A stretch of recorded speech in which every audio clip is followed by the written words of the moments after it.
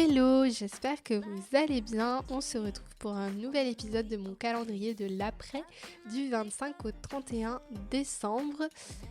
Aujourd'hui, ça va être un épisode un peu plus court, je pense, parce que je vais juste faire un petit point sur mes apprentissages de l'année.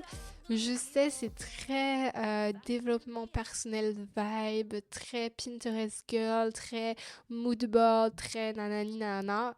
En vrai, j'avoue que je suis pas très organisée, donc j'ai rien fait de tout ça. Du coup, ça va être encore une fois. J'ai vraiment écrit 3 idées dans mes notes quand j'étais dans le tram tout à l'heure. Donc ça va être un petit peu bazar et sans doute que je vais oublier plein de trucs.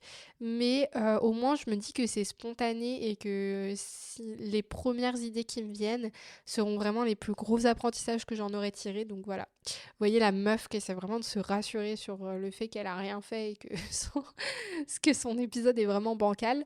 Mais bon, bref. Du coup, faisons un petit point sur ce que j'ai appris lors de cette année 2024.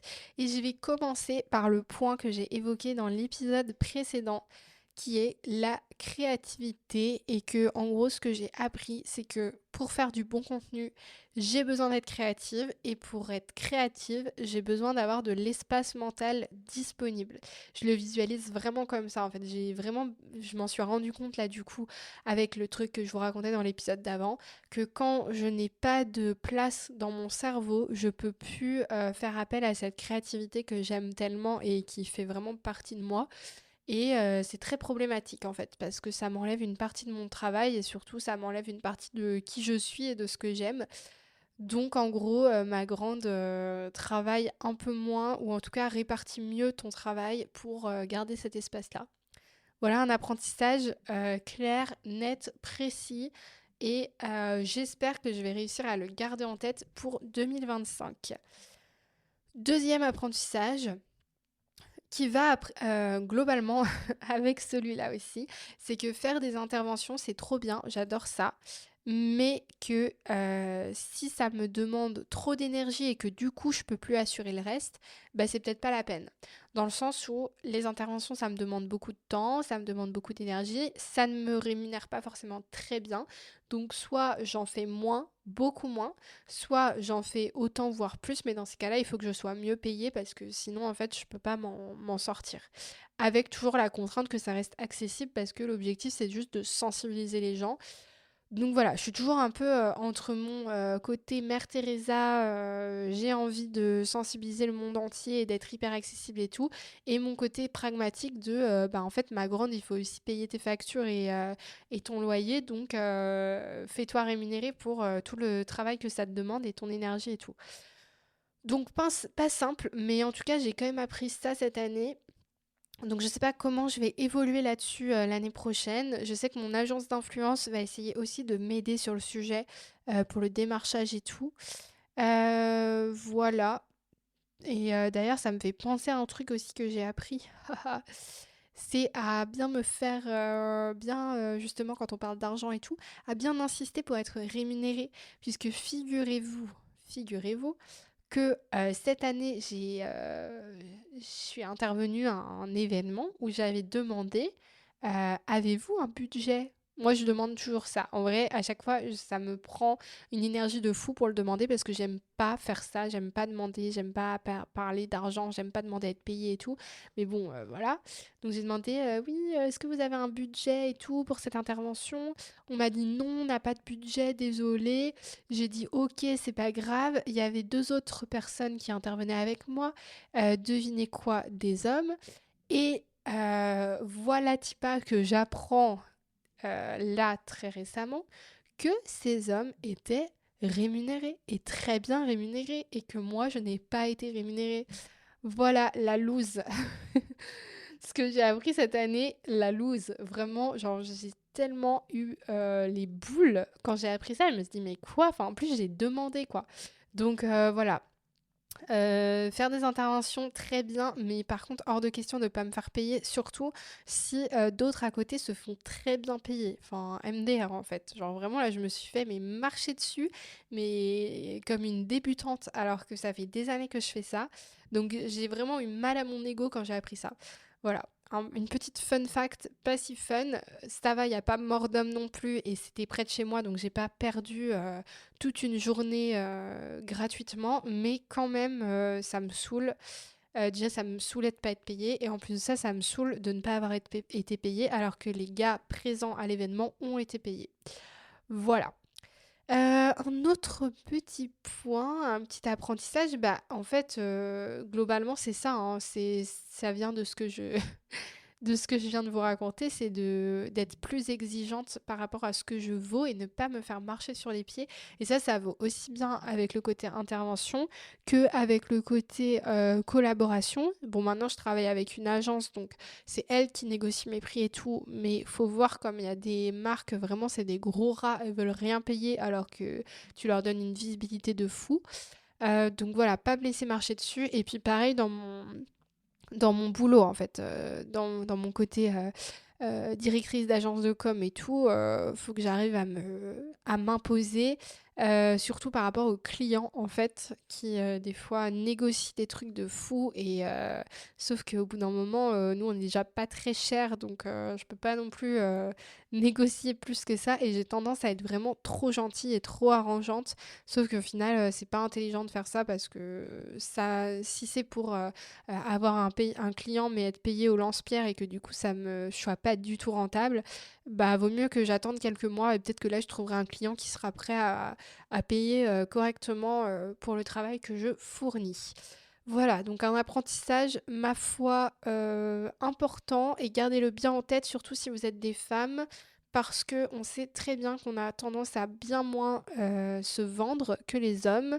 Donc voilà, faut rester ferme là-dessus, faut pas se faire avoir. Autre petit apprentissage, c'est que j'ai besoin de routine. Alors je le savais déjà que j'étais une personne assez routinière et tout, mais là je m'en suis encore plus rendu compte avec le rythme qui m'a été imposé cette année avec les différentes activités et tout ça. Je me suis rendu compte que vraiment j'ai besoin d'avoir une routine de mamie, que tout soit pas à la minute près, mais quasiment, hein. Vraiment, là moi j'ai trouvé un bon rythme en allant au sport le matin. Donc le matin je me lève à 6h30, bam, sport. Je vais pas mentir, il y a des matins où je me lève pas parce que quand je me couche, parce que je reviens de Paris, de je sais pas trop où, la veille à minuit et demi, clairement je peux pas me lever à 6h30. Voilà, il y a des jours où ça marche pas, mais dans la grande majorité de la semaine, ça fonctionne. Donc 6h30 le matin, bam, le sport, la douche, je vais au boulot, tac, je travaille. Le soir, je rentre vers 20h à peu près. Je fais à manger, j'essaie de toujours prendre de l'avance sur ma nourriture, de cuisiner pour 1 ou 2 jours. Comme ça, il y a soit des soirs où je fais à manger et comme ça, les autres soirs où j'ai pas besoin de faire à manger, bah du coup, j'ai du temps pour, par exemple, faire les lessives ou faire un peu de ménage, enfin voilà, les trucs de la maison qui prennent du temps. Et surtout, surtout, je dois me coucher tôt et couper mon téléphone avant de dormir pour me mettre dans une bulle de sommeil. Et donc là, depuis mon petit frôlage de burn-out en novembre, si vous avez écouté les épisodes précédents, vous savez, eh bien, j'ai une nouvelle routine le soir qui est que vers 22h15 à peu près, j'éteins la télé, parce que le soir avec mon copain on regarde souvent séries ou vidéos YouTube et tout. Donc nous dans notre couple, on a l'habitude que le matin ce soit moi qui prépare le petit-déj et le soir c'est lui qui s'occupe de tout ranger, mettre dans le lave-vaisselle et tout. Parce que moi je suis plus du matin et lui plus du soir, enfin bon bref. Donc c'est lui qui s'occupe de tout ranger, moi je me brosse les dents, bam, petite crème, petite goutte dans les yeux depuis mon opération des yeux, je dois me mettre des gouttes dans les yeux le soir. Ah d'ailleurs ça c'est un truc que j'ai fait cette année, je suis pas revenue là-dessus, bah j'en parlerai dans l'épisode d'après. Euh, Petite goutte dans les yeux, petites huiles essentielles sur les poignets. Et oui, ne vous moquez pas de moi, mais je mets des petites huiles essentielles au sommeil, pas au sommeil, mais aux plantes, je sais pas trop quoi, mais bon, bref, pour le sommeil que ma mère m'a acheté. Et ben ça marche trop bien. Voilà. Je mets ça, je pose mon téléphone, je lis quelques pages et à 20h30, c'est extinction des feux, c'est dodo, 20h40, 20h30, n'importe quoi, 22h30, 22h45 grand max, la lumière est éteinte et je dors. Et quand je fonctionne comme ça marche tellement mieux. Et même si des fois c'est dur de se lever à 6h30, on va pas se mentir, c'est quand même l'habitude. Et au final, le fait de se lever à 6h30, de faire mon sport, de revenir et de me doucher, ça y est, je suis déter pour ma journée. Alors que quand je vois que je me lève à 7h30, soit 1 heure plus tard, je suis beaucoup moins énergique. Genre vraiment le fait de commencer la journée avec du sport. J'étais très sceptique au départ parce que vraiment j'ai la flemme quand je me lève le matin. Mais au final, une fois que c'est installé dans la routine, moi je le fais depuis septembre, et ça marche trop bien. Et franchement, je reviendrai pas en arrière, je pense, là-dessus, parce que c'est génial, quoi. J'adore. Voilà. Autre apprentissage simple et rapide, je dois apprendre à lâcher prise et à relativiser parce que mon travail n'est pas vital. Oui, oui, c'est bien moi qui vous dis ça alors que je fais que de me plaindre dans mes épisodes là en disant que nanani nanana, j'ai trop de travail, j'arrive pas à prendre du temps pour moi et tout. Mais des fois vraiment, je me regarde dans un miroir, je me dis, Sorette, tu ne sauves pas de vie. Vraiment, je pense que c'est important de se rappeler ça. Alors, désolé s'il y a des médecins qui m'écoutent, ça ne s'applique pas à vous. Pardon, là, je n'ai pas de solution pour votre santé mentale. Mais en tout cas, moi, je sais que je ne sauve pas de vie. Je n'ai pas à réanimer des gens. Je n'ai pas à faire des opérations chirurgicales de malades. Donc, en fait, juste, le travail que je fais, oui, c'est important, nanana, mais je sauve pas de vie. Donc, en fait, si je suis en retard pour rendre un truc, si j'ai pas le temps de finir quelque chose, si nanani, si j'oublie un truc, enfin bon, bref, souvent c'est pas grave. Donc voilà, petit tip, relativiser sur les choses. Je sais que c'est pas toujours possible, mais souvent dans le travail ça l'est quand même. Euh, à moins d'être vraiment dans des professions hyper précises, ce qu'on fait c'est souvent pas d'urgence vitale. Donc voilà, si c'est pas parfait, si on se trompe, si on est en retard, si nanani nanana, ça arrive, on respire et ça va. Euh, on va terminer avec deux petits trucs parce qu'au final je disais que ça allait pas être long mais je suis déjà à 12 minutes d'enregistrement. Savoir mettre mon ego de côté quand certains clients me font des reproches sans pour autant me laisser marcher dessus. Oui, parce que moi j'ai un peu le syndrome de la bonne élève. J'aime quand tout est parfait, quand tout est très bien fait et tout. Et j'ai beaucoup de mal quand on me fait des reproches sur mon travail parce que en fait je me donne tellement à fond dedans que j'ai du mal à comprendre que quand les gens ne trouvent pas ça bien. Et ça m'arrive surtout dans le côté agence, où notamment j'ai un ou deux clients qui sont un peu durs, quoi, et qui parfois ne comprennent pas toujours l'importance de la com et en tout cas qui comprennent pas comment il faut faire. Donc des fois j'ai tendance à mal prendre leur retour, mais encore une fois je ne sauve pas des vies, c'est pas grave. Et il faut juste que j'accepte. Et surtout, deuxième point du coup que je disais, c'était ne pas pour autant me laisser marcher dessus parce que souvent, même si les retours des fois me font mal à mon ego, il arrive souvent que j'ai raison. Et je dis pas ça pour dire j'ai jamais tort et tout. Des fois j'ai tort. Mais souvent, quand ça concerne mon domaine d'expertise, j'ai raison. Du coup, il faut que j'arrive à accepter les reproches, mais à tourner ça pour leur faire comprendre quand même et les faire évoluer un peu sur certains points ou en tout cas trouver un compromis. Et dernier point, savoir mieux déléguer, très important. J'ai commencé à mieux y arriver, mais c'était vraiment quelque chose de difficile pour moi de déléguer des tâches à mon alternante.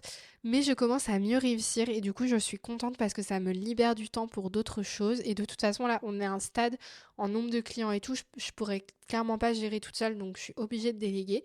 Donc je commence à trouver un peu des bonnes pratiques et tout et c'est pas trop mal. Donc à voir comment ça suit son cours parce que plus le temps va passer, plus je vais devoir déléguer des choses. Donc on verra. Bref, voilà pour mes apprentissages de l'année. J'espère que ça vous a plu. N'hésitez pas vous aussi en vrai à faire ce petit exercice. Pas besoin de vous prendre la tête pendant des heures. Moi vraiment, j'ai réfléchi 5 minutes dans le tram pour noter deux trois idées. Et je trouve que ça permet quand même de faire un peu une petite rétrospective sur soi et sur son année. Donc voilà, vous dire un petit peu ce que vous tirez de 2024, ça peut être cool. Sur ce, je vous fais des bisous, je vous dis à demain pour un prochain épisode, l'avant-dernier. Et prenez soin de vous, prenez soin des autres. Bye!